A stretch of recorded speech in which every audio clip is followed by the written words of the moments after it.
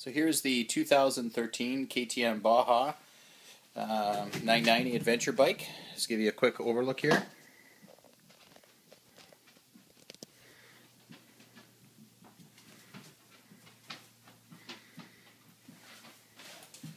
One thing you'll notice for sure on this bike is how knobby the tires are. Sorry, it's a bit of poor lighting right now for this.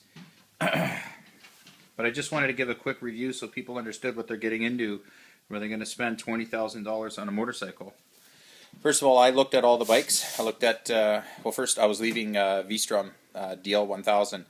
Thought it would be good enough to go up to Alaska, rough in the mountains, but I found it was bottoming out too much, so I wanted a taller bike and wanted something with a new warranty. So I looked at BMW, Triumph, Ducati, Honda, Yamaha. Wasn't impressed with anything until I seen this bike, and this bike just stood out as a true explorer bike. And like again, this is quite the machine. 2 tanks, center glove box, your regular dash, not too fancy, GPS mount, standard mirrors. I had added the heated grips, which I just put on myself last weekend. I also added the bar risers. I added a cam in the throttle in here because that's something I'll talk about soon. I needed that, and I also added the frame for the trunk and the 2 side cases because I got all that at the same time. And a real simple thing on the side stand, I got the extra wider foot so that way it wouldn't sink into the ground as many of my bikes had. And seeing as this bike is so much bigger, I thought that it would be worth it. So again, coming from a street bike, never ridden a dirt bike in my life. Well, I've tried it and I didn't like it. So then a lot of people would say, what am I doing with this? Well, I just wanted a really well-built bike. Definitely that's what you get. But if you've never ridden anything like this, I can guarantee say to you that this is a bike that's designed for somebody that's ridden a dirt bike and is moving up to a street bike that is still dirt capable, because it has the 21-inch front wheel, as you can see, offset.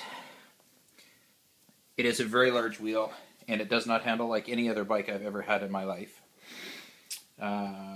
It's very off-road capable. In fact, I think I was more along for the ride. The bike was taking me places I didn't think I could.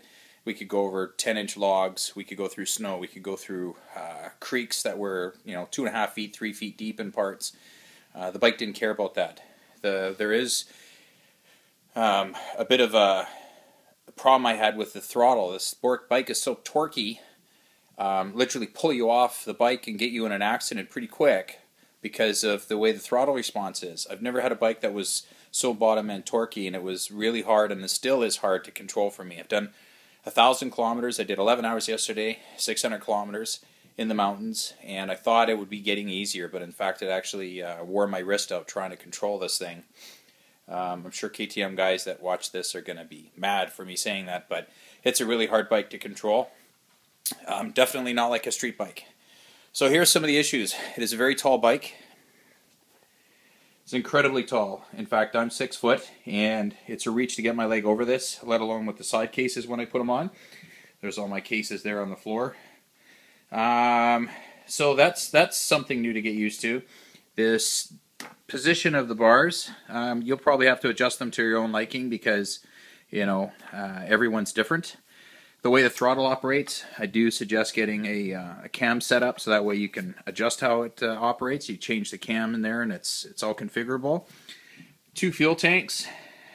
There is no fuel gauge on this bike. I didn't find that out till I got it home and went to see how much fuel I had. So no fuel gauge. Very little information on the odometer, the speedometer. I mean, you got 2 odometers, 1 speedometer that keeps track of total mileage, outside temperature, really basic inside temperature. The other thing you'll notice is that the bike is fairly lean in here, especially in here. It's built to be for your visibility so you can see the road. Very narrow windshield. You'll see reviews where people say, oh, it does fairly good on the highway. Nah. It's brutal on the highway. There's a lot of wind. You just have to kind of get used to it. You have to decide.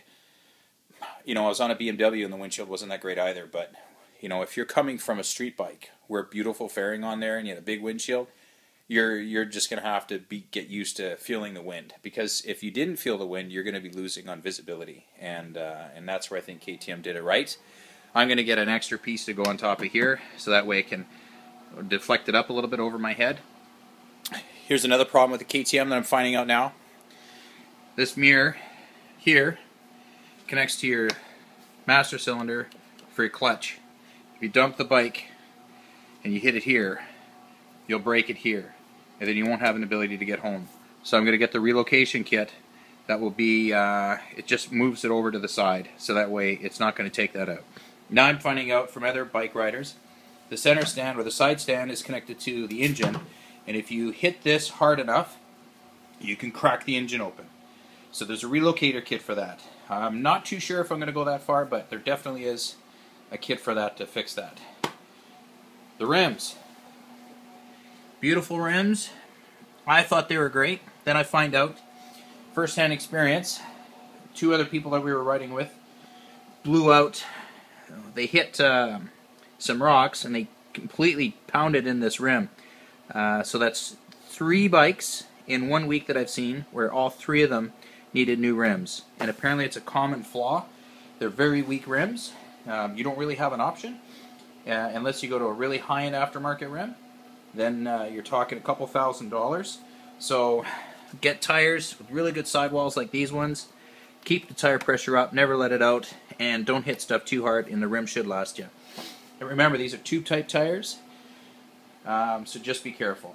Here's another feature, really nice skid plate, crash bars. You can see the drain cock for the fuel tank, because the fuel tanks come all the way down to the bottom. Looks like they'd be huge, but they only hold 20 liters altogether, 10 liters a side.